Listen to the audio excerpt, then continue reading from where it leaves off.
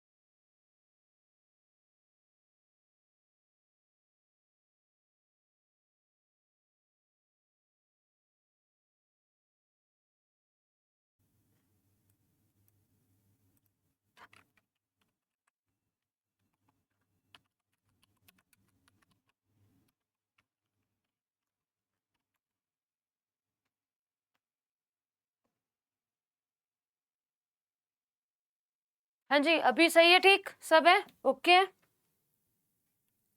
इस टीचर को कोई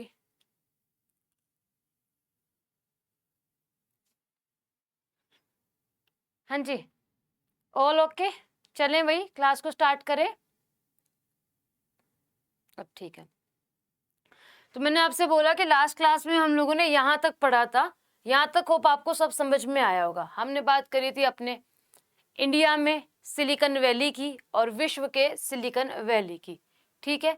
उसके बाद हमने देखा था कि ये जो आपका सेमीकंडक्टर है वो इस्तेमाल में लिया जाता है कहाँ भाई? आपके रैम बनाने में भी और रोम बनाने भी। रैम और रोम कुछ बहुत बड़ी चीज नहीं होती है कंप्यूटर के अंदर, वो भी चिप होती है और इस चिप का निर्माण आप लोगों का सेमीकंडक्टर द्वारा ही करा जाता है। यहाँ तक हमने जाना था। फिर हमने देखा था कि सेमीकंडक्टर का इस्तेमाल हमने कौन सी जनरेशन के कंप्यूटर्स के अंदर करना शुरू कर दिया था। तो आपको बताया था कि 4th जनरेशन ऑफ कंप्यूटर में हम लोगों ने इसको शुरू जो है वह कर दिया था। यहाँ तक क्लास में कल लास्ट क्लास का किसी को भी डाउट हो तो पूछ लो, फिर मैं आपको आगे बताती हूँ, ठीक है। मैम कितना क्लास और चलेगा? नितिश अभी तो क्लास स्टार्ट हुई है, मैं तो ये कह रही हूँ कि डेली हो एक क्लास आपकी कंप्यूटर की, जब जाके सिलेबस कंप्लीट होगा, ऐसे तो नहीं होएगा।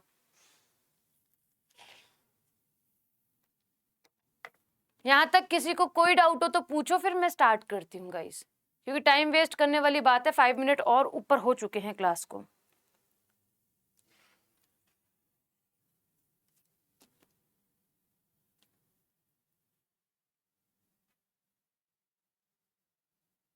नहीं है डाउट? चलो चलो फिर आगे। अच्छा, .8 में नेक्स्ट शीट से लिख दे रही हूँ आप लोगों के लिए, ठीक है। .8 जो है वो नेक्स्ट शीट से लिख दे रही हूँ। अब .8 में क्या बोलेगा कि हमने जाना ये सब चीजों के बारे में, रैम के बारे में, रोम के बारे में, विश्व की सिलिकॉन वैली के बारे में, भारत की सिलिकॉन वैली के बारे में। अब मुझे बताओ कि विश्व का पहला माइक्रो प्रोसेसर किस कंपनी ने बनाया? विश्व का पहला माइक्रो प्रोसेसर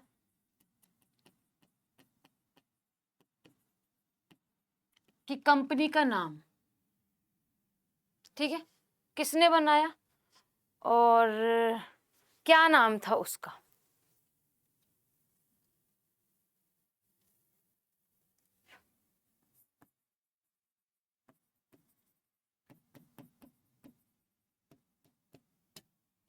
तो विश्व के अगर हम पहले सेमीकंडक्टर की या फिर हम पहले किसकी बात करें, माइक्रो प्रोसेसर की बात करें, तो वो बनाया था आपकी इंटेल कंपनी ने।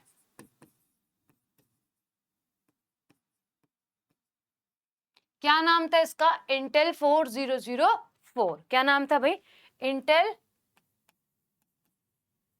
4004। जो वर्क करता था कितने पे मैम? 4 बिट पे काम करता था। क्या था भाई? जो कि वर्क करता था इंटेल आप लोगों का किस पर? 4 बिट पर। इंटेल पूरा नाम अगर हम लिखेंगे 4004, 4 बिट पर ही काम करता था भाई। ठीक है, या फिर हम कह सकते हैं इंटेल 4004 4 बिट का माइक्रो प्रोसेसर था। ठीक है, 4 बिट का माइक्रो प्रोसेसर था।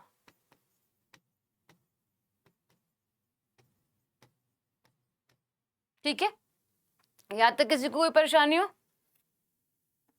तो बताओ। गुड आफ्टरनून भाई शिशुपाल। ठीक है, अच्छा, अब अगर मैं पूछूं कि विश्व का पहला कंप्यूटर जिसमें माइक्रो प्रोसेसर को लगाया गया या फिर इस्तेमाल किया गया, वह कौन सा था? विश्व का पहला कंप्यूटर जिसमें माइक्रो प्रोसेसर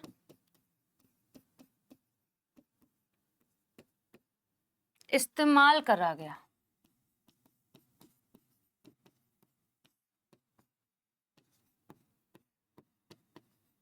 एनीवन?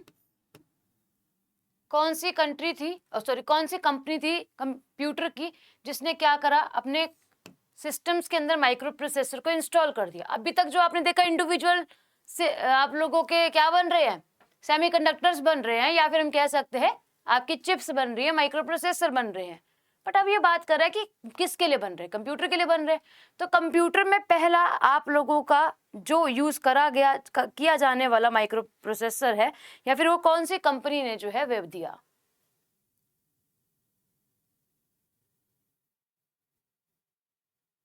अभी कर दे रही हूँ शिवम। बिल्कुल सही है, मुस्कान ने आंसर दिया मैम। क्या भाई? अल्टायर।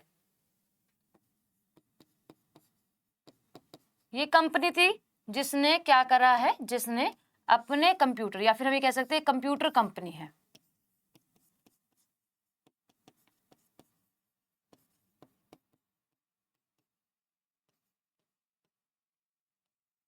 जिसने क्या करा, अपने अंदर या फिर अपने कंप्यूटर्स के अंदर माइक्रो प्रोसेसर को इंस्टॉल करा।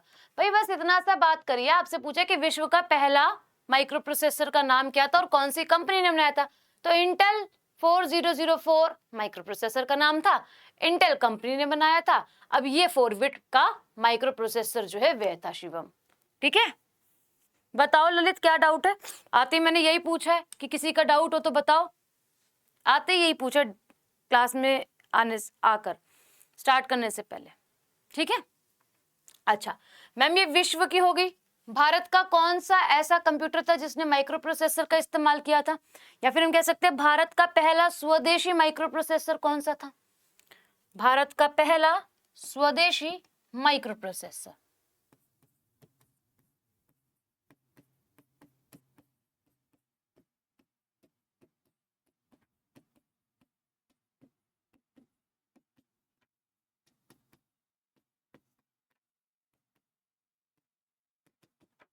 नाम बताएंगे इस माइक्रो प्रोसेसर के भारत के?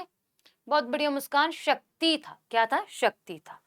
और अगर हम बात करें किसने बनाया था, ये भी बताएंगे?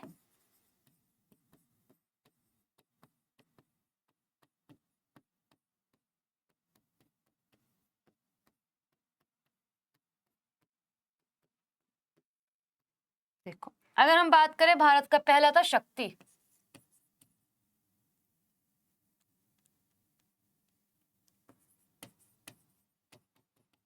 ठीक है, बनाया था आईआईटी मद्रास ने। किसने बनाया था? आईआईटी मद्रास ने जो है वे बनाया था।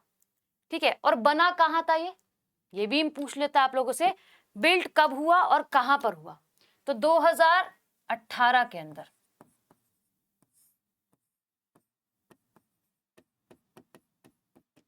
ठीक है, कब होता है? 2018 के अंदर बिल्ड होता है।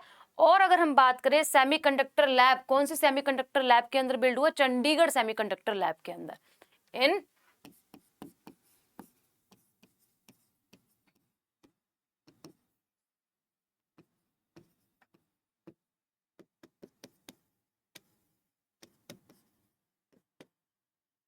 ठीक है, ये तीनों चारों सवाल आपसे पूछे जाते हैं, तो आप थोड़ा सा ध्यान रख के समझिएगा।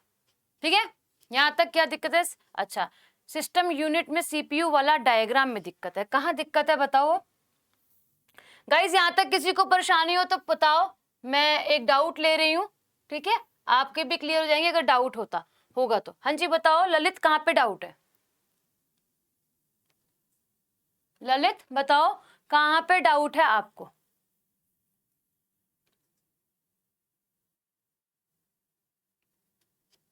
ठीक है, बताओ। बीच वाले डायग्राम में, बीच वाला डायग्राम कौन सा? ये वाला, ऊपर वाला? क्या परेशानी है बताओ? ये तो आप लोगों का प्रॉपर तरीके से क्या है, ये आप लोगों का सीपीयू है मैडम। क्या परेशानी है बताओ? क्या समझ में नहीं आया? क्या समझ में नहीं आया बताओ इसके अंदर?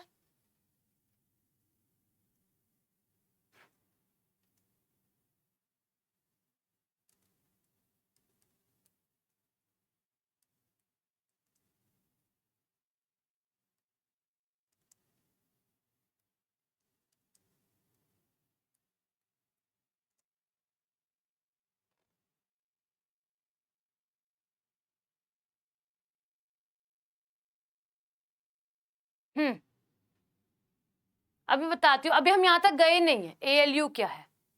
ठीक है, वैसे मैं बता देती हूँ, कैलकुलेशन करने के लिए इसे यूज में लिया जाता है। अभी हमने इसको नहीं पढ़ा है, ठीक है, ये मिटेगा भी नहीं क्योंकि पीडीएफ बन गई है। ये नहीं पढ़ा है, ये नहीं पढ़ा है, ये भी नहीं पढ़ा है। ठीक है, अभी हमने पढ़ा नहीं, अभी हम पढ़ेंगे इसके अंदर की चीजों को। ओके, ये समझना, कंट्रोल यूनिट जैसे मम्मी कंट्रोल करके रखती ना तुमको, ऐसे ही कंप्यूटर के अंदर कंट्रोल यूनिट होती है जो सारे के सारे प्रोसेस को कंट्रोल करती है। इनपुट आ रहा है, काम हो रहा है, कहाँ अलॉट हो रहा है, आउटपुट मिल रहा है, कितनी देर में मिल रहा है, वो वाला। अर्थमेटिक लॉजिकल यूनिट क्या करती है? आप लोगों को खाली प्लस माइनस मल्टीप्लाई डिवाइड दिखता है कंप्यूटर के अंदर, बट बाकी बहुत सारे काम होते हैं कैलकुलेशन के, तो वो सब ये मैनेज करता है कि कौन सा काम प्लस के साथ होगा, कौन सा माइनस का होगा, कौन सा मल्टीप्लीकेशन का होगा, वे चीज। मेमोरी, इसके अंदर स्टोर्ड होता है सारा डाटा कि अगर आप इनने ये काम करा है आपने, तो आप स्टोर करना चाहते हो तो हाँ ठीक, स्टोर करना चाहते हो तो प्राइमरी मेमोरी में करना चाहते हो या फिर सेकेंडरी मेमोरी में। अभी हम यहाँ तक पहुंचे नहीं है, पहुंचेंगे तो चलेंगे आगे। ठीक है ललित, ओके चलो। एक और चीज पूछी एक स्टूडेंट ने कि मैम आप लोगों का अल्टायर कब बना? तो 1985 के अंदर बना जी। कहाँ है जी? यहाँ पर है।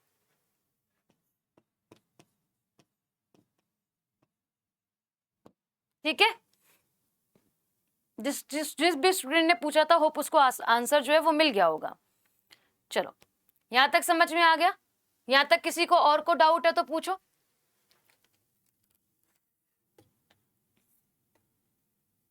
ठीक है, अब ये जो हमारा शक्ति है, ये क्या है मैम? माइक्रो प्रोसेसर है। तो शक्ति माइक्रो प्रोसेसर काम किस पे करता है? दो तरीके के गई चिप आते हैं मार्केट में। हम तो सिंपल जानते हैं कि सीपीयू आ गया है ना, एक सीपीयू चाहिए हमें, सीपीयू निकाल के दीजिए। तो सीपीयू भी दो तरीके के होते हैं, सीपीयू भी दो तरीके के होते हैं।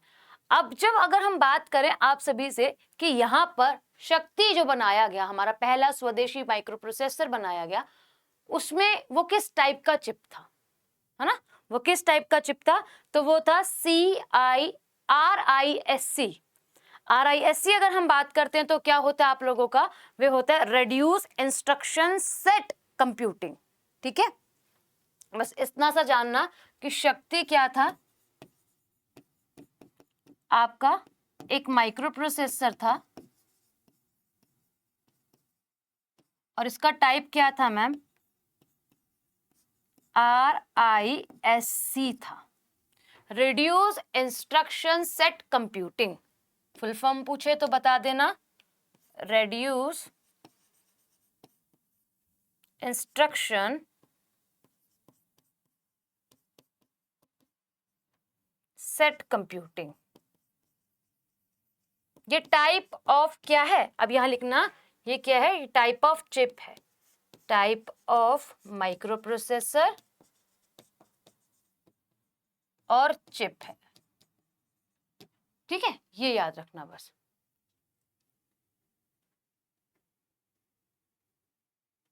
इसमें काम क्या होता है, इसका बस इतना कहना है कि देखो स्टार्टिंग में इसे बनाया गया था, तो इसका ये कहना था कि अगर एक इंस्ट्रक्शन जितना छोटा होगा उतनी जल्दी एग्जीक्यूट होगा, उतनी जल्दी उसका रन टाइम कंप्लीट होगा।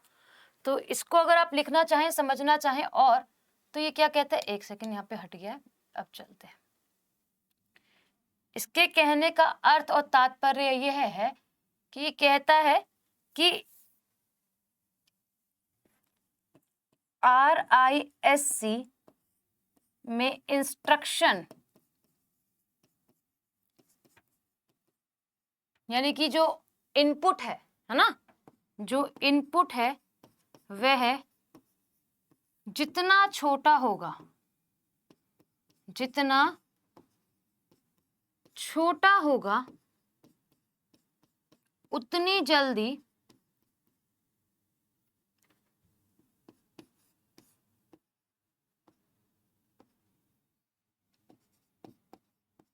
एग्जीक्यूट होगा और रन होगा।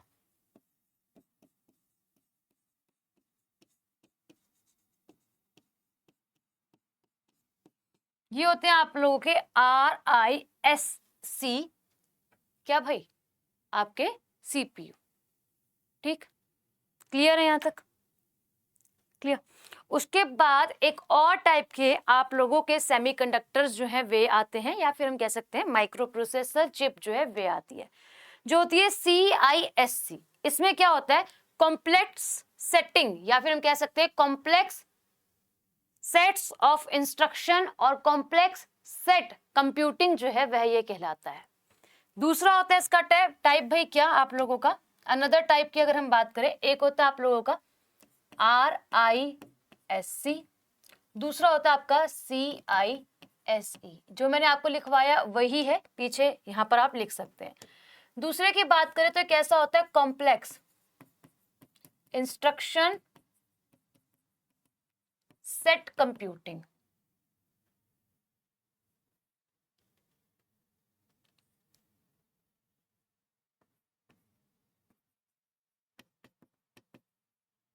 ठीक है भाई,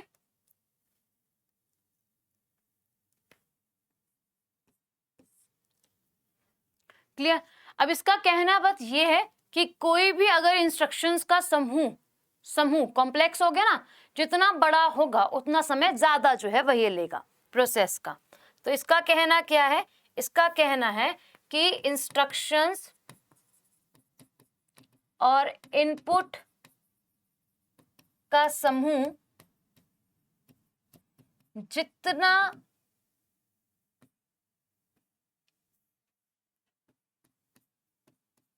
बड़ा होगा उतना ज्यादा समय एग्जीक्यूट होने में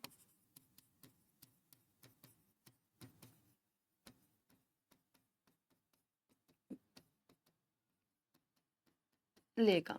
सिंपल समय समझे तो बस इसका ये कहना है कि अगर इंस्ट्रक्शन बहुत बड़ी है, ठीक है, तो समय भी उतना ही लगेगा, लॉन्ग टाइम लगेगा एग्जीक्यूट होने में, रिजल्ट मिलने में।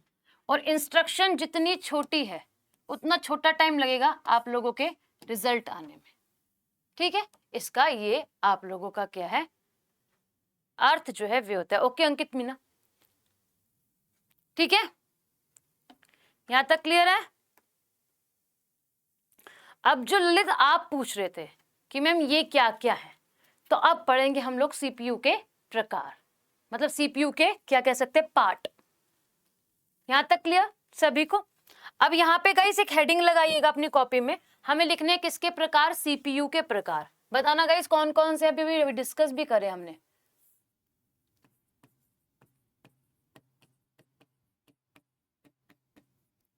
सीपीयू मैं आपको बता चुकी हूँ ब्रेन ऑफ कंप्यूटर कहलाता है और क्यों कहलाता है सब डिस्कस हो चुका है पीछे, है ना। चलो अगर हम पहले प्रकार की बात करें तो क्या होता है मैम आप लोगों का कंट्रोल यूनिट।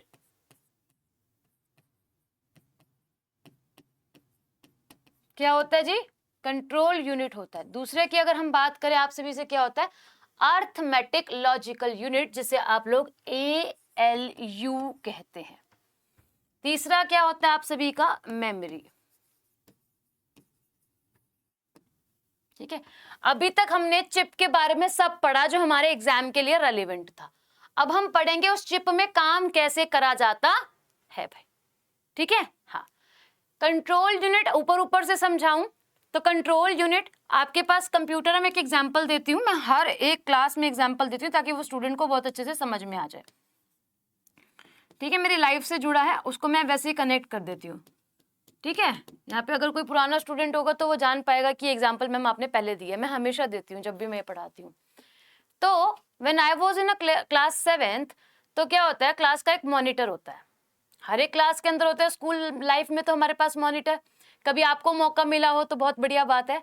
ठीक, 7th क्लास में हमको मौका नहीं मिला मॉनिटर बनने का, तो मॉनिटर कौन बनता है, एक बॉय बनता है, उसका नाम होता है ऋषभ राजस्थान। ये मैं अपनी लाइफ की स्टोरी बता रही हूँ। अब जब वो क्या करता है मॉनिटर बनता है तो मैं बैठी होती हूँ क्लास के अंदर भाई, तो मैं बात नहीं कर रही होती हूँ। अब जो मॉनिटर होता है वो तो मॉनिटर 1 दिखाता है ना, अपना नाम मेरा बोर्ड पे लिख देता है। मैंने बोला कि मैं बात कर नहीं रही, तुमने मेरा नाम क्यों बोर्ड पर लिखा है। कह रहा नहीं मैंने तुम्हें देखा है तुम बोर्ड पर नाम जो है वो लिख रही थी, और मैंने तुम्हें देखा है कि तुम बात जो है वो कर रही थी। मेरे को गुस्सा आ गया, मैंने कहा जब मैंने बात करी नहीं तो मैं क्यों बेफालतू में किसी से सुनूं, क्यों डांट खाऊं टीचर से, है ना। तो वो नहीं माना नहीं माना नहीं माना, तो बहुत सारी बहस जो है वो हो गई उस टाइम पे। और क्या होता है बात यहाँ तक आ जाती है कि मैंने बोला तू क्लास के बाद मिलना या फिर स्कूल के बाद मिलना, तो कहता ठीक है मिल लेंगे। और बढ़ती गई बात उसी टाइम पे, तो मैंने उसके एक जड़ दिया। मैंने बोला ज्यादा मॉनिटर मत बनो, नाम हटाओ मेरा बोर्ड पर से, जब मैंने बात करी नहीं है। तो सीपीयू व्हाट वांट, सीपीयू में एक मॉनिटर होता है, वही क्लासरूम लगा लो, उसमें एक मॉनिटर होता है। ठीक है, मॉनिटर यहाँ पर आप लोगों का सीपीयू कंट्रोल यूनिट होता है। कंट्रोल यूनिट पूरी क्लास को कंट्रोल करके रखी थी, फिर उसके बाद उसने मेरा नाम बोर्ड से हटा दिया कि सॉरी मैंने तेरा नाम लिख दिया था। तो मेरी बहुत समय बाद उससे बात हुई, right now he is in UAE। तो मुझे बोलते जब हम कोविड वगैरह हुआ, कोविड-19 जब आपको पता है फर्स्ट वेव आई थी, तो एक रीयूनियन हुआ हमारा, है ना। तो उसमें उसने मुझसे यही बोला कि तुम वही शुभम हो ना जिसने मुझे मारा था, मुझे आज तक किसी लड़की ने नहीं मारा उसके बाद। मैं कहा वाओ। तो अब बात करी जाए, हाँ बिल्कुल मुस्कान, तो अब बात करी जाए गाइज आप लोगों से कंट्रोल यूनिट क्या करती है। सिस्टम के सभी जो काम हो रहे हैं वो कंट्रोल करके रखती है। जैसे स्कूल की टीचर आप लोगों का क्लास का एक मॉनिटर बना देती है, और उसके एब्सेंस में वो मॉनिटर क्या करता है क्लास को पूरी तरीके से कोऑर्डिनेट करता है। वो टीचर ही समझ लो आप लोगों का दूसरा हो जाता है उस समय के लिए, कुछ शॉर्टेस्ट टर्म के लिए, बट हाँ वो कंट्रोल करके रखता है। तो सीपीयू एग्जैक्टली वही काम करता है गाइस, सीपीयू का कंट्रोल यूनिट वही काम करता है। तो ये हम कह सकते हैं कि सीपीयू में होने वाली समस्त क्रियाओं को, जितनी भी एक्टिविटीज हैं उनको क्या करता है कंट्रोल करता है, और हम कह सकते हैं कि एक नियंत्रण कक्ष बनाता है, हाँ यानी कि कंट्रोल यूनिट की तरह काम करता है अपना, और सारे के सारे कामों को नजर रखता है। अब बात करी जाए कि कैसे मैम, ALU की बात करते हैं नीचे। ALU क्या करता है, ALU में ऑपरेशंस होते हैं, मैथमेटिकल कैलकुलेशंस होती है। तो इसके अंदर क्या काम जाना चाहिए यही डिसाइड करेगा जब हम इनपुट को डालेंगे। तो ALU के अंदर बहुत सारी कैलकुलेशन देखी जाती है, तो ये सारी की सारी कैलकुलेशन का ऑर्डर जो है हम तो दे देते हैं, उसके बाद कंट्रोल यूनिट ALU को असाइन करता है। ठीक, यहां तक समझ में आ गया होगा। अब अगर हम बात करें, ALU ये भी कंट्रोल करता है कि कंप्यूटर में आप लोगों का प्रोसेस कैसा हो रहा है। इसने असाइन कर दिया plus minus multiply divide blah blah blah blah blah, but इसने यहां पर क्या देखा कि काम हो कैसे रहा है। यानी कि प्रोसेस डेटा को, जो डाटा प्रोसेस हो गया है, ठीक है, यहाँ पे काम हुआ, प्रोसेस डेटा कहाँ गया, वो आप लोगों को आउटपुट में मिला, नहीं मिला, आपने उसको मेमोरी में स्टोर करा, नहीं करा, ये सारा काम कंट्रोल यूनिट ही आप लोगों का क्या करता है, मैनेज करता है। भाई बोलो, आया समझ में यहां तक?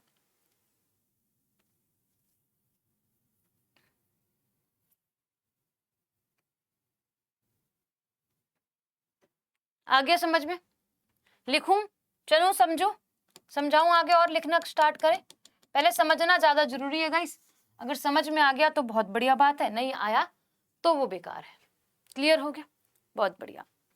तो यहां लिखना, पहला पॉइंट आप लोगों का गया कंट्रोल यूनिट। तो क्या कर रहा है मैम? कंप्यूटर के समस्त क्रियाओं को कंट्रोल करता है। आप ये लिखेंगे इंग्लिश में कि it control all the activities of computer. और कह सकते हैं कंप्यूटर की जगह चिप लिख दूंगी तो कुछ गलत है क्या? नहीं मैम, गलत नहीं है, बिल्कुल सही है। आज जो पीडीएफ मिलेगी आपको मैं बता देती हूँ, वो लास्ट वाली क्लास की भी मिलेगी और इस वाली की भी मिलेगी, मैंने मर्ज कर दी है, ठीक है?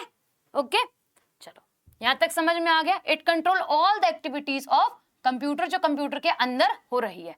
दैट्स वाई, या तो ऐसे लिख लो या फिर ऐसे लिख लो, क्या है ये आप लोगों का नियंत्रण कक्ष कहलाता है। आप इंग्लिश में लिखेंगे तो कंट्रोल यूनिट कहलाता है। That's why it is called और नोन एज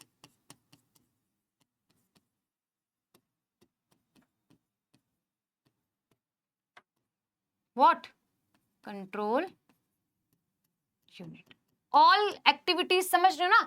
कैलकुलेशन होना, टाइम पीरियड होना, फिर एग्जाम्पल में लिखना कैलकुलेशन,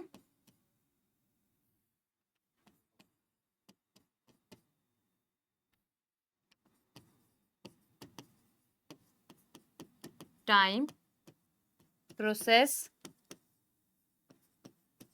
आउटपुट, क्योंकि इनपुट को कंट्रोल नहीं कर सकता, आउटपुट को तो कर सकता है, मेमोरी, ये सब काम गाइस, सब काम, ठीक है। उसके बाद बोलता है कि एएलयू के द्वारा जो भी कैलकुलेशन, वर्ड आ गया गाइस, देखो बोल रहा है कि एएलयू के द्वारा, अर्थमेटिक लॉजिकल यूनिट के द्वारा जो भी कैलकुलेशन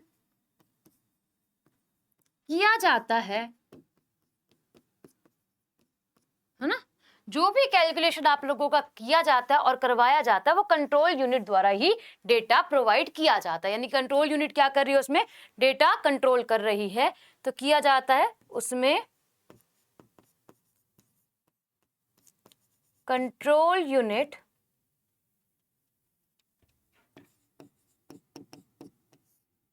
असाइन करती है,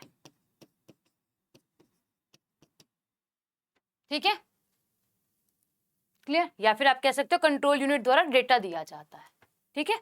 ऐसे लिख सकते हो कि कंट्रोल, सी यू लिख दूंगा, इस बार बार कंट्रोल कंट्रोल लिखना पड़ रहा है, सी यू, यहाँ पे आप ऐसे लिख सकते हो इसको समझने के लिए, ठीक है। कंट्रोल यूनिट द्वारा डेटा प्रोवाइड किया जाता है और प्रदान किया जाता है।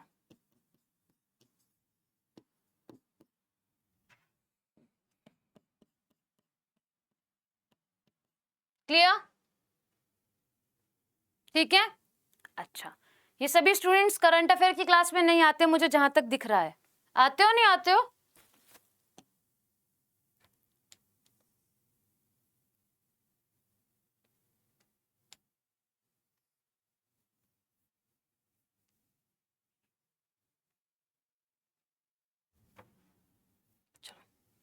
अब लिखना प्रोसेस्ड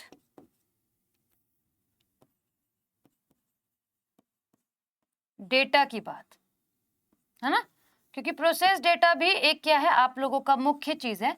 तो प्रोसेस डेटा के आउटपुट में स्टोरेज में, मैनेजमेंट में, या भी कोई और कार्य हो तो उसको भी यही मैनेज करेगा।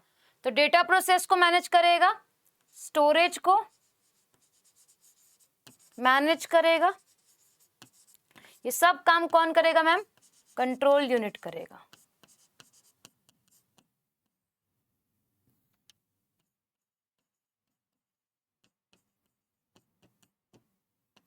ठीक है जी, क्लियर है? आया करो भाई, करंट अफेयर की क्लास में क्यों नहीं आते हो? हाँ जी, देखो कितना इंपॉर्टेंट सब्जेक्ट है, आप उसको लेते नहीं हो।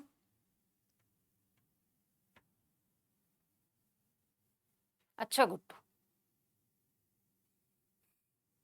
हाउ?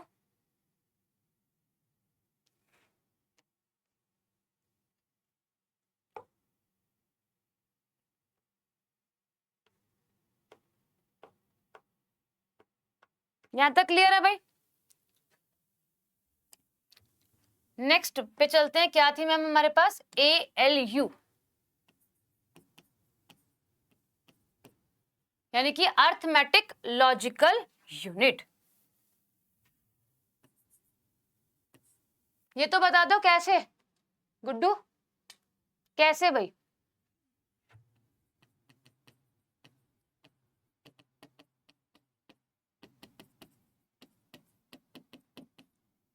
Arithmetical logical unit. अब देखो इसमें दो तरीके के काम होते हैं।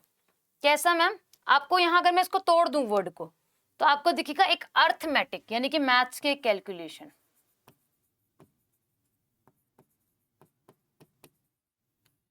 बड़ा लिखती हूँ फिर बोलोगे कि मैम दिख नहीं रहा है।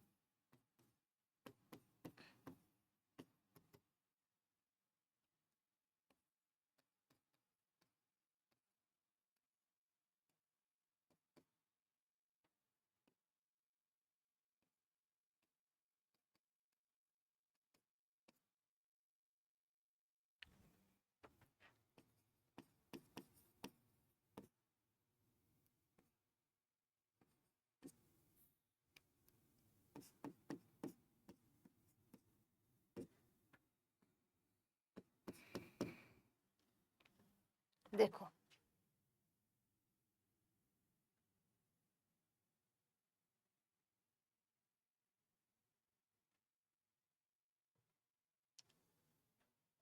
ठीक है, चलो न्यू स्लाइड्स लेकर पढ़ाएंगे, ऐसा लगता है सिर्फ फैक्ट रट रहे हैं। कौन सी क्लास की बात कर रहे हो? करंट अफेयर की बात कर रहे हो?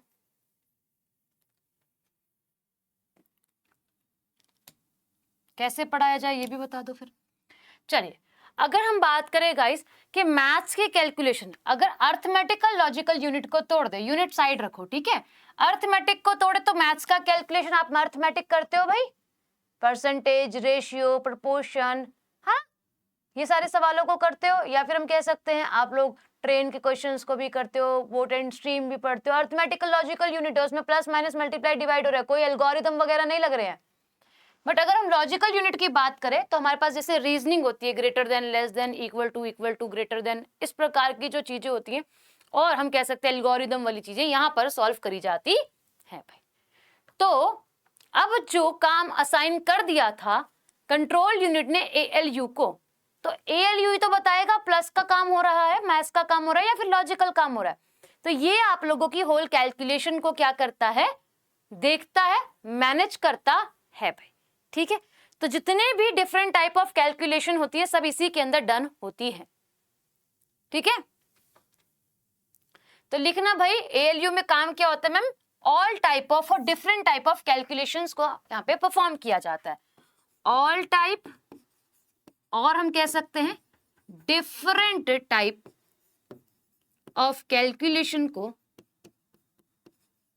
क्या किया जाता है मैम? परफॉर्म करा जाता है। ठीक है, चलो यहां तक आपको समझ में आ गया होगा। अब बच जाता है आप लोगों का क्या मैम? जैसे कि बच गया आप लोगों का मेमोरी, है ना, मेमोरी बच गया इसमें। तो मेमोरी की अगर हम बात करें गाइस, आप लोग बताइएगा, क्या मेमोरी और स्टोरेज एक बात है?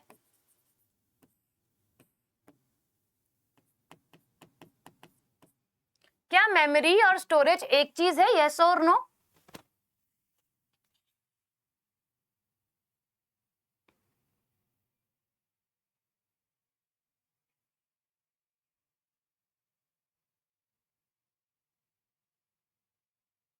डिफरेंस क्या है दोनों में? इसके आगे यूनिट लिख लेना गाइस, ठीक है।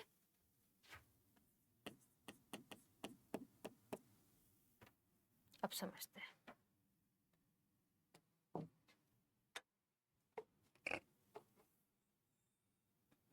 नहीं है। अच्छा, मेमोरी में और स्टोरेज में डिफरेंस क्या होता है ये बताओ फिर। अब जब आप लोगों का कंप्यूटर के अंदर मेमोरी लगी होती है, उसमें एक रजिस्टर नाम की भी चीज होती है मेमोरी के अंदर ही। रजिस्टर्स जो होते हैं गाइस, वो कॉपी वाले रजिस्टर्स नहीं होते, वो सबसे फास्ट, सबसे महंगी और सबसे छोटी मेमोरी होती है, जो कंप्यूटर के एक प्रोसेस को या फिर प्रोसेसिंग स्पीड को फास्ट बनाती है। ठीक है, आपने रैम और रोम पढ़ा है, हम आगे जाके उसको ही कवर करेंगे इस मेमोरी यूनिट के अंदर ही। बट सबसे पहले हमें पता होना चाहिए कि एक रजिस्टर्ड होती है और मेमोरी यूनिट, जिसको हम लोग यहाँ पे रजिस्टर्स भी कहते हैं। ठीक है, अब ये जो रजिस्टर्स होते हैं कैसे होते हैं? सबसे छोटी, सबसे स्मॉलेस्ट मेमोरी होती है कंप्यूटर की। क्या होती है मैम? सबसे स्मॉलेस्ट मेमोरी होती है। ठीक है, फिर अगर हम बात करें सबसे स्मॉलेस्ट मेमोरी होने के बावजूद ये क्या काम करती है मैम? सबसे फास्ट चलती है ना, फास्ट होती है। ठीक है, और अगर हम बात करें कॉस्टली होती है, सस्ती नहीं मिलती। तो इस मेमोरी का अपना ही एक योगदान है आपके कंप्यूटर की कार्य की क्षमता को तेजी से करने का। ठीक है, सेम नहीं होते शिशुपाल, आगे चलेंगे हम लोग उसको समझेंगे, अलग अलग होते हैं। मेमोरी अलग होती है, आपकी स्टोरेज जो है वे अलग होती है, दोनों शब्दों में अंतर है।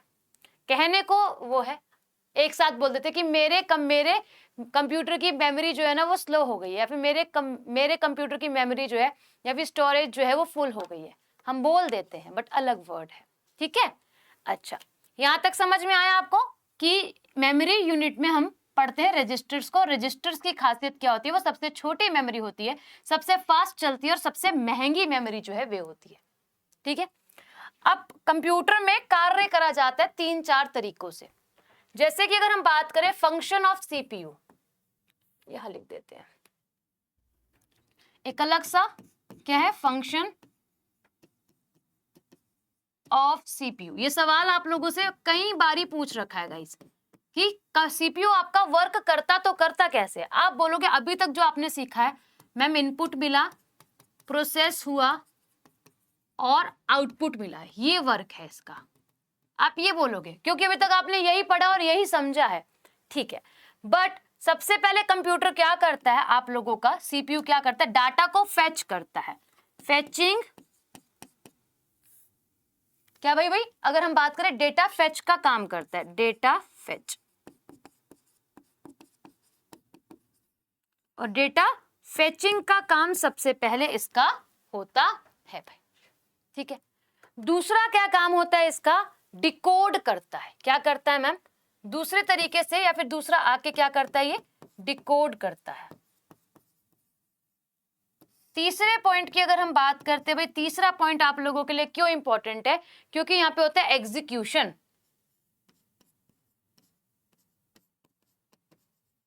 है ना? क्या होता है जी? यहां पर होता है आप लोगों का एग्जीक्यूशन, और उसके बाद राइट बैक, ये काम है इसका।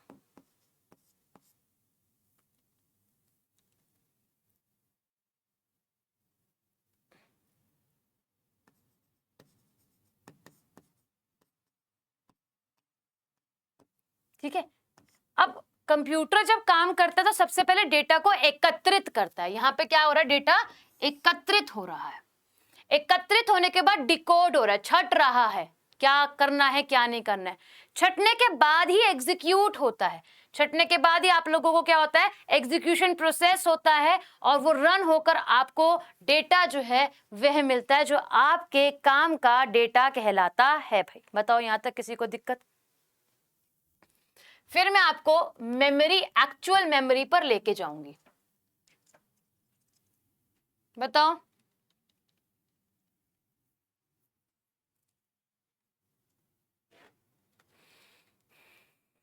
बताओ भाई।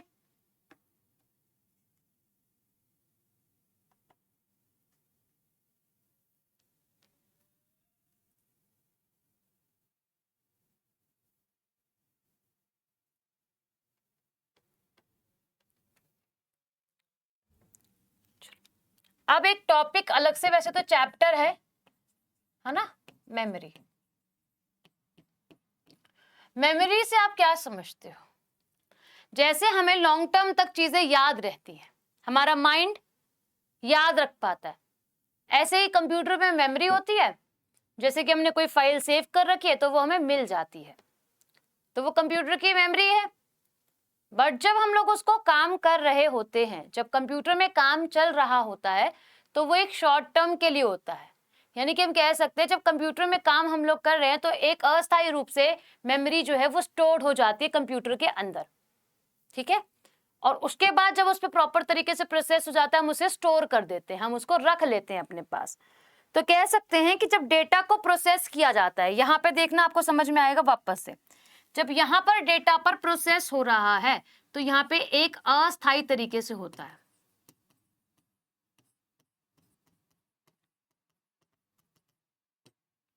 ठीक है।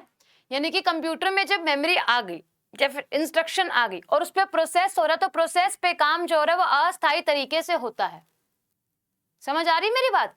मैंने बोला टेम्परेरी तरीके से कंप्यूटर के अंदर काम होता है जब क्या होता है, मेमोरी अलॉट होती है, ठीक है। अब उसे सेव करना ना करना, परमानेंट बनाना ना बनाना आप पे डिपेंड करता है। बताओ यहां तक समझ में आया?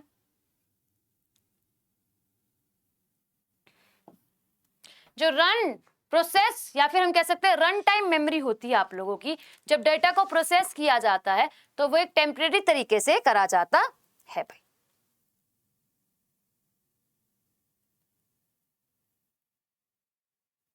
ठीक है।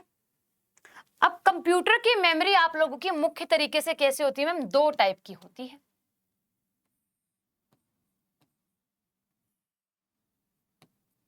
एक होती है आप लोगों की प्राइमरी मेमोरी,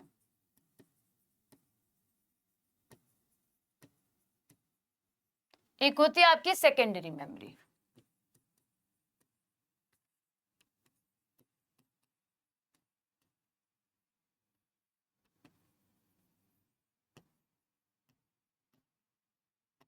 एक होती है प्राइमरी मेमोरी, एक होती है सेकेंडरी मेमोरी। इनके अलग अलग नाम होते हैं गाइस। इसे क्या बोला जाता है आप लोगों का? इसे कहा जाता है मेन मेमोरी।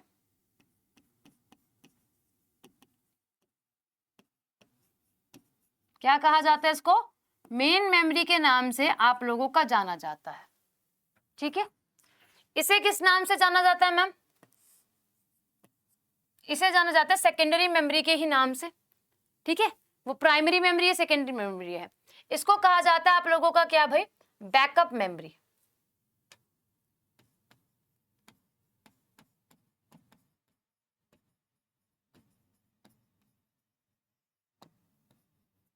ठीक है, क्या कहा जाता है इसे?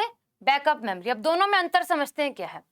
मेन मेमोरी कंप्यूटर जब आप खरीदने जाते हो, फॉर एग्जांपल आपने अपना फोन खरीदा, तो मेरे फोन की मेमोरी फुल हो गई है, तो मुझे क्या करना पड़ेगा? बाहर से एसडी कार्ड लगाना पड़ेगा, ठीक। मेरे लैपटॉप जो है वो पूरा का पूरा भर गया है, मैं नया एसएसडी कार्ड लेकर आऊंगी, एसएसडी लेकर आऊंगी, या फिर मैं पेन ड्राइव खरीदूंगी टेम्परेरी तरीके से और उसमें डेटा को स्टोर कर दूंगी। जब मन करेगा कंप्यूटर में करा इंजेक्ट और इस्तेमाल करना शुरू कर दिया, क्योंकि मेरा तो कंप्यूटर ऑलरेडी फुलफिल हो गया है ना, है ना। तो क्या कहने का तात्पर्य है? तात्पर्य यह है कि ये मेन मेमोरी होती है और अगर आपकी मेन मेमोरी खत्म हो जाए, खराब हो जाए, तो फिर आप जैसे आपको कंप्यूटर क्या करना पड़ता है, अपना दोबारा से स्टार्ट करना पड़ता है। अभी मेरे साथ हाल ही में यही हुआ है, मेरे लैपटॉप से अचानक से मेरा लैपटॉप क्या हो गया, उसमें लॉक लग गया। मेरे लैपटॉप में लॉक लग गया तो मैं कहाँ लेके गई, सर्विस सेंटर लेके गई। उन्होंने बोला कि मैम ये ओपन नहीं हो रहा है, आपका पास बैकअप है? मैंने बोला बैकअप तो नहीं है मेरे पास, मुझे खरीदनी थी एसडी कार्ड, मैंने खरीदी नहीं है। चलो ठीक है, तो मेरी गलती है। बोले मैम आपका सारा का सारा डेटा चला जाएगा। ठीक, मैंने बोला सारा डेटा चला जाएगा? कुछ मेरे पास पेन ड्राइव में मेरी रखा हुआ है, मेरे पास पिछले साल की मेरी करंट अफेयर, जनवरी फरवरी मार्च अप्रैल, 4 महीने की करंट अफेयर की मेहनत, 4 महीने की स्टैटिक जीके की मेहनत और 4 महीने के मिसलेनियस चीजें सारी खराब हो गई मेरी, क्योंकि डाटा चला गया। उन्होंने कंप्यूटर को क्या कर दिया, हम कह सकते हैं एक तरीके से रिबूट कर दिया, उसका जो डेटा था उसे खत्म कर दिया, और उसके बाद उन्होंने अपने ऑपरेशन एंड से उस कंप्यूटर को ओपन करा। अक्टूबर में एग्जाम है अंकित, उससे पहले कंप्लीट कर दूंगी मैं, ठीक है? ठीक है, ये मेन मेमोरी लिखिए जिसको आप लोग बोलते हो मुख्य मेमोरी भाई।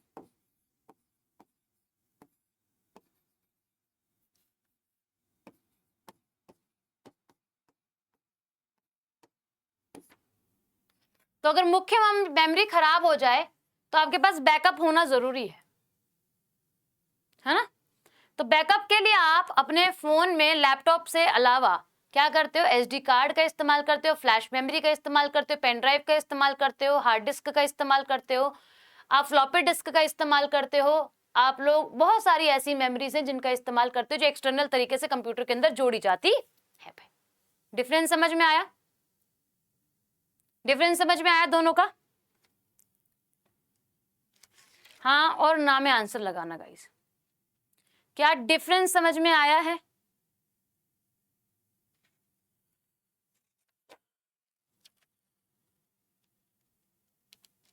ओके, अब एक चार्ट बनवा रही हूं, उसको आप आराम से बनाइएगा तसल्ली से, ठीक है? जो कि इंपॉर्टेंट है, हम बीच बीच में इस चार्ट का इस्तेमाल जो है वो करते रहेंगे।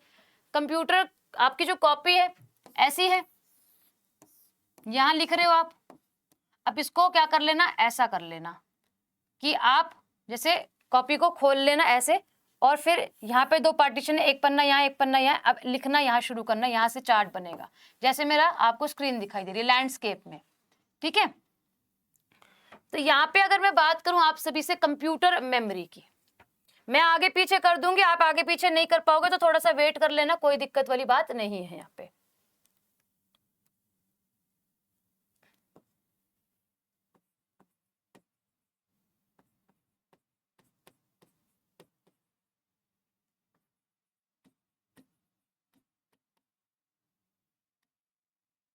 ठीक, 2 तरीके की होती है मैम।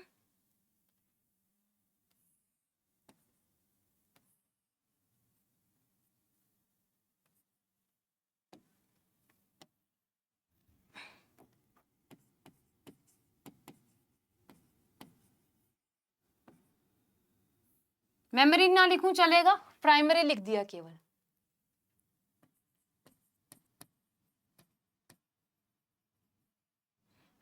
प्राइमरी मेमोरी कंप्यूटर की खुद की मेमोरी होती है गाइस, ठीक है? तो ये 2 तरीके की हो सकती है, पहले इस वाले पॉइंट को कवर करेंगे। कैसी हो सकती है मैम? एक हो सकती है वोलेटाइल और एक हो सकती है नॉन वोलेटाइल।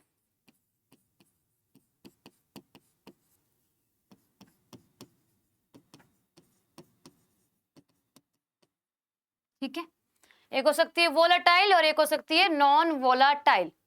वोलेटाइल मेमोरी की हम बात करते हैं तो इसमें भी आप लोगों को प्रकार देखने के लिए मिलते हैं।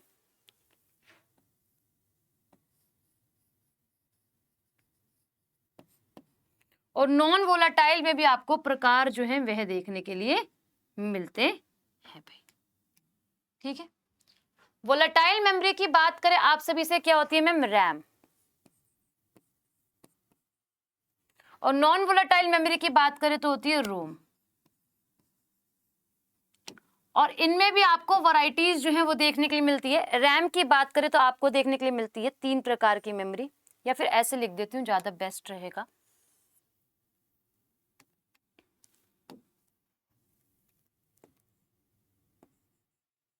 पहली, दूसरी, तीसरी। एक होती है एस रैम,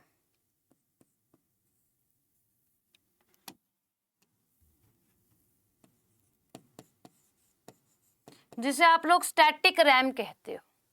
एक होती है डी रैम, जिसे आप डायनेमिक रैम जो है वह कहते हो भाई। ठीक है, क्लियर। और एक होती है आप लोगों की कौन सी भाई, डी डी रैम। कौन सी होती है, डी डी रैम। ऐसे ही आप लोगों की रोम में काफी ज्यादा टाइप जो है वो आपको देखने के लिए मिलते हैं। जैसे कि अगर मैं बात करूं आप सभी से, पहला, दूसरा, तीसरा मुख्य तरीके से प्रकार रोम होती है। रोम के बाद होती है आप लोगों की कौन सी भाई, programmable read only memory, P ROM. कौन सी होती है, पी रोम होती है, यानी कि प्रोग्रामेबल। इसके बारे में हम पढ़ेंगे आगे। अभी हम फ्लो चार्ट बना रहे हैं, तो ये नहीं है कि इसको मैं छोड़ दूंगी। इसके एक एक अक्षर के बारे में हम सभी समझेंगे, अर्थ के बारे में समझेंगे, उसके बाद ही इसको छोड़ेंगे। मेमोरी का प्राइमरी मेमोरी ही 2 क्लास ले जाएगा, सेकेंडरी मेमोरी 3 से 4 क्लास ले जाएगा। ठीक है, अच्छा। फिर क्या होती है, electronic programmable read only memory, यानी कि आपकी होती है ईपी रोम। ठीक है, और तीसरी होती है आप लोगों की ईईपी रोम, यानी कि electrically erasable programmable read only memory. तो ये आप लोगों की जो प्राइमरी मेमोरी होती है, कंप्यूटर के अंदर मेमोरी जो आती है, फोन के अंदर मेमोरी जो आती है, वो इस तरीके से आती है। ठीक, और सेकेंडरी मेमोरी हम बाहर से जोड़ते हैं। कहां से भाई, बाहर से जोड़ते हैं। तो 2-3 तरीके हैं सेकेंडरी मेमोरी को पढ़ने के लिए। जैसे कि अगर हम बात करें, 2 प्रकार की आपको सेकेंडरी मेमोरी देखने के लिए मिलती है। इसको मैं छोटा कर दूं तो बताना, फिर मुझे यहां बहुत सारा लिखना है। ठीक है, इसलिए मैंने यहाँ बड़ा बड़ा लिखा है ताकि आप अपने नोट्स बना सके। यहां तक बना लो, उसके बाद सेकेंडरी मेमोरी में स्पेस जुड़ेगा, यानी कि सेकेंडरी मेमोरी मुझे बहुत सारा स्पेस चाहिए, बहुत सारा लिखने के लिए। एक बार बता दो, लिख लो, तो उसके बाद मैं इसे छोटा कर दूंगी स्लाइड को।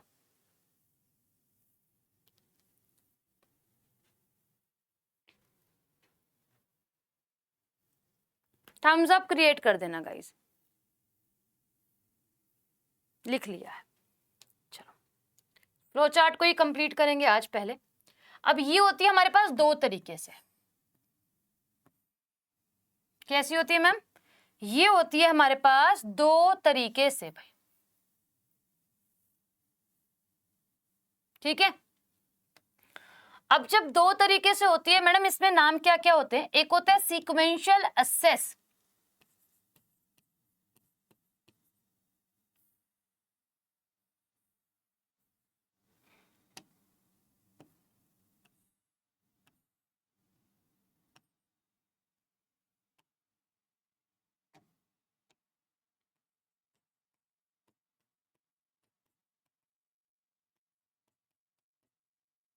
और एक होता है डायरेक्ट एक्सेस।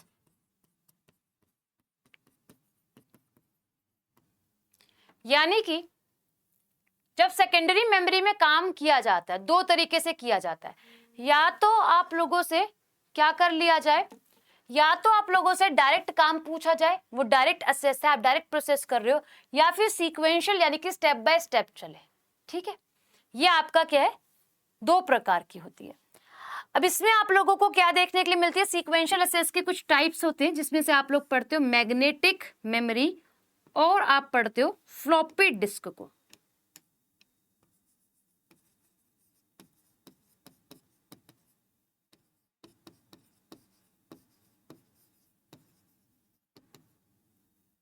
ठीक है, मैग्नेटिक भी क्या होती है मैम, टेप होती है। वो टेप जब हम बहुत छोटे हुआ करते थे, रेडियो आता था, एक ब्लैक कलर की रील होती थी, उसमें डेटा जो है वो कोटेड होता था, स्टेप बाय स्टेप उसमें गाने बजते थे, एक के बाद एक के बाद एक। वो मैग्नेटिक टेप है। फ्लॉपी डिस्क हम कह सकते हैं पहले बहुत स्टार्टिंग में आई थी मेमोरी को बाहर से जोड़ने के लिए, क्योंकि पहले डेटा एमबीज में ही मिलता था। हम जब हमने फोन लिए तो एमबीज के ही फोन हुआ करते थे, या फिर हम कह सकते हैं ज्यादा से ज्यादा हमारे पास जो हम एसडी कार्ड जोड़ते थे वो हमारे पास जीबी के अंदर होता था, और हम जीबी को बहुत बड़ी मेमोरी समझते थे, गीगाबाइट को, है ना। आज टेराबाइट के लैपटॉप्स आपके पास में है, ठीक है, ओके। तो इसके दो प्रकार हैं जो हम लोगों ने यहाँ पे समझने हैं। डायरेक्ट की अगर हम बात करते हैं तो डायरेक्ट के अंदर हम तीन तरीके से चीजों को समझेंगे, क्योंकि डायरेक्ट मेमोरी जो होती है वो तीन प्रकार की होती है। थोड़ा सा और छोटा करूंगी, ठीक है, लिखो जरा इसको, फिर उसके बाद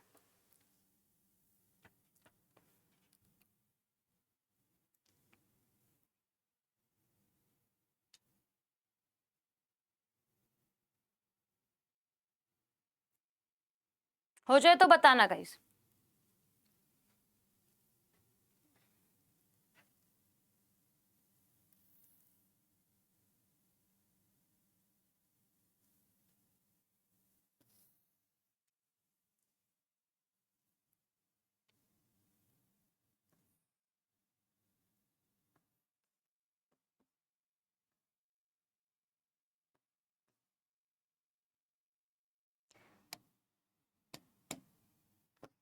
चलो, डायरेक्ट एक्सेस में तीन प्रकार की मेमोरी आती है, और यहां से आप लोगों के सीजीएल के प्रश्न बनते हैं, ठीक है।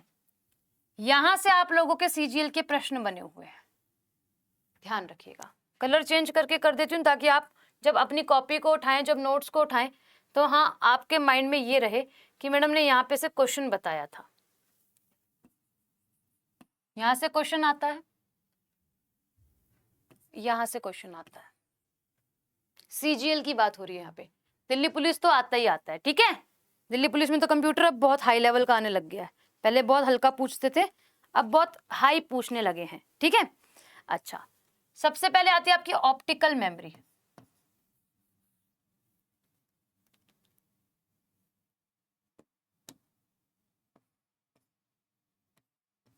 दिख रहा है भाई ये कलर, ऐसे लग रहा है मेरी राइटिंग को किसने इतना पतला कर दिया है, इसकी हड्डी पसली, इसका खून सुखा दिया है। दिख रहा है, मोटा करो इसे, ठीक है। ऑप्टिकल मेमोरी होती है, उसके बाद एक मैग्नेटिक मेमोरी होती है,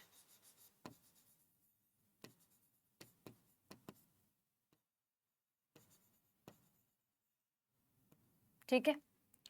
और एक मेमोरी होती है आपकी फ्लैश मेमोरी और इलेक्ट्रॉनिक मेमोरी।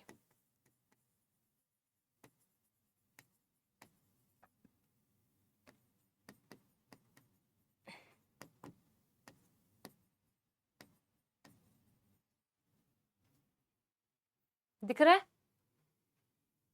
नहीं दिख रहा है,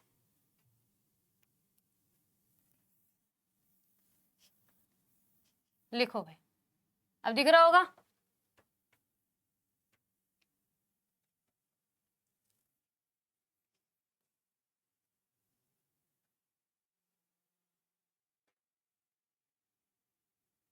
ठीक है, तो डायरेक्ट एक्सेस के अंदर जब हम मेमोरीज को पढ़ते हैं तो तीन मुख्य मेमोरी होती है, ठीक। और जब हम लोग पढ़ते हैं डायरेक्ट एक्सेस की ऑप्टिकल मेमोरी को, तो हमारे पास तीन चार मेमोरी होती है, जैसे कि आपने देखा होगा सीडी, मम्मी की सीडी आपकी शादी की आपको दिख गई होगी, डीवीडी, उसको डीवीडी में कन्वर्ट करवा लिया, है ना। साथ ही अगर हम बात करें BRD, ब्लू रे डिस्क, फिर उसके बाद आपकी HVD एक और होती है,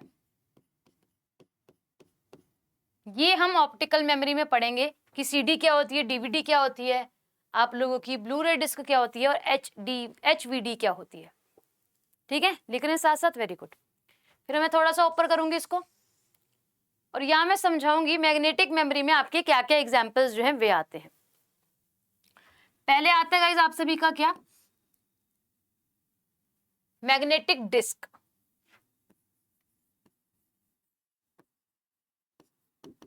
या फिर मैग्नेटिक हम कह सकते हैं टेप, हमने लिखा मैग्नेटिक डिस्क होती है ये। फिर हम बात करेंगे फ्लॉपी डिस्क के बारे में, या फिर हम कह सकते हैं हार्ड डिस्क। फ्लॉपी डिस्क तो वहां पे हो गया ना, हार्ड डिस्क, ठीक है।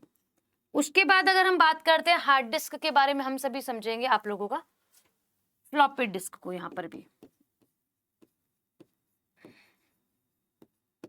ठीक।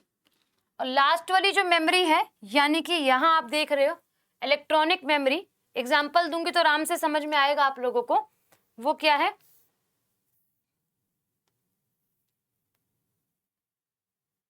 वो ये है आप लोगों के की पेन ड्राइव, और क्या है मैम? आप लोगों की फ्लैश, या फिर पेन ड्राइव के अलावा अगर हम बात करें आप सभी से, क्या होती है? SD कार्ड, एग्जाम्पल है इसका, ठीक है। मेमोरी कार्ड,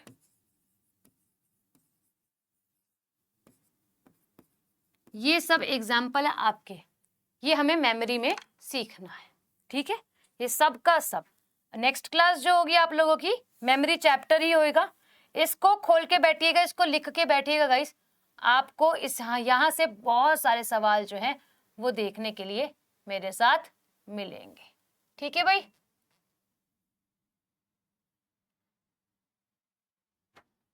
ओके, हमें ये सब पढ़ना है, एक एक शब्द इसका। क्लियर हुआ?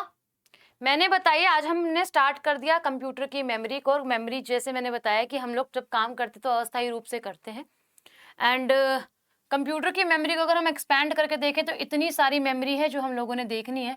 सबसे पहले हम प्राइमरी मेमोरी को पढ़ेंगे, 2 दिन ये ले जाएगी। इसमें वोलेटाइल मेमोरी होती है, नॉन वोलेटाइल मेमोरी होती है, रैम रोम का कंसेप्ट है, ई रैम का, एस रैम का, डी रैम का, डी रैम का, पी रोम का, ई रोम का, इन सब का कंसेप्ट है। फिर हम कहते हैं सेकेंडरी मेमोरी 2 तरीके से काम करती है। ये मैं आपको एग्जाम्पल से सेट करवाऊंगी माइंड में कि कैसे सेकेंडरी, कैसे सीक्वेंशियल और कैसे डायरेक्ट असेस होता है। सीक्वेंशियल की बात करें, मैग्नेटिक टेप होगी, फ्लॉपी डिस्क होगी। यहाँ भी फ्लॉपी डिस्क लिख दी गई है आपको, इसके बारे में और इसके बारे में दोनों में उस समय अंतर जो है एक्सप्लेन किया जाएगा। बाकी CD, DVD, आपकी BRD, ये सभी एग्जाम्पल्स हैं आप लोगों के सेकेंडरी मेमोरी के। एग्जामिनर डायरेक्ट पूछता है कौन सी आप लोगों की ऑप्टिकल मेमोरी का एग्जाम्पल है। सवाल ये पूछा गया आप लोगों से CGL में, कौन सा आपका मैग्नेटिक मेमोरी का एग्जाम्पल है, आपसे डायरेक्ट पूछा गया है, ठीक है। नहीं, कल नहीं लूंगी अंकित, बिल्कुल नौकरी लग जाएगा भाई। एक बार पेपर दिखा दो मैम। पेपर शिवम मेरे पास है नहीं, ठीक है, नेक्स्ट में डाउनलोड करके ले आऊंगी आप लोगों के लिए पेपर, तो आप उसको देख लेना क्या है क्या नहीं है, ठीक है। आप नॉर्मली क्या कर सकते हो, सर्च कर सकते हो CGL के पेपर को, और वहां से आपको दिख जाएंगे 2022 में जो हुआ था आप लोगों को और 2023 में जो CGL हुआ है, ठीक है, उनके पेपरों को। अभी के लिए क्लास इतनी सी। क्लास समझ में कितनी % आई है ये बता दीजिएगा। ये आपको मैं नोट्स दे दूंगी, आपको लास्ट क्लास के नहीं मिले हैं, उसी के साथ आज की क्लास के मर्ज होकर मिल जाएंगे। मुझे बताओ कितनी % क्लास समझ में आई है? 80% आई है, बहुत बढ़िया। सभी बताएंगे भाई कि मुझे पता चले कि आपको समझ कितना आया है, उसके बाद और अच्छे से एक्सप्लेन करने की कोशिश मेरी रहेगी। 99% आया है, वेरी गुड, ठीक है, चलो बहुत बढ़िया। 70% भी आया है। तो जिसे समझ में कम आया है वो वापस से एक बार क्लास को देखना, अपने नोट्स को देखना, उनको पढ़ना समझना। आपको वो जिसको 50 है उसका वो 70% होगा, और जिसका जब 70 हो जाएगा तो 80, 90 होने में और 100 में होने में समय नहीं लगेगा, ठीक है। ये वाले दे दूंगी मैं आपको, ठीक है शिवम। हैंड रिटन नोट्स ढूंढने पड़ेंगे मुझको अपने, अब ये माइंड रिटन नोट्स हैं। चलो ओके जी, टाटा, मिलते हैं आप लोगों से अगले सैटरडे। और याद रखिएगा कि मेरी क्लासेस जो हैं वो डेली होती हैं गाइस, बट यूट्यूब पे होती हैं। आप करंट अफेयर के लिए पढ़ सकते हैं मेरे साथ डेली, ठीक है, 8 AM मंडे टू सैटरडे और 10 AM Monday to Friday static GK। तो ये आपको काफ़ी हेल्प करने वाला है। ओके, चलो धन्यवाद एवरीवन।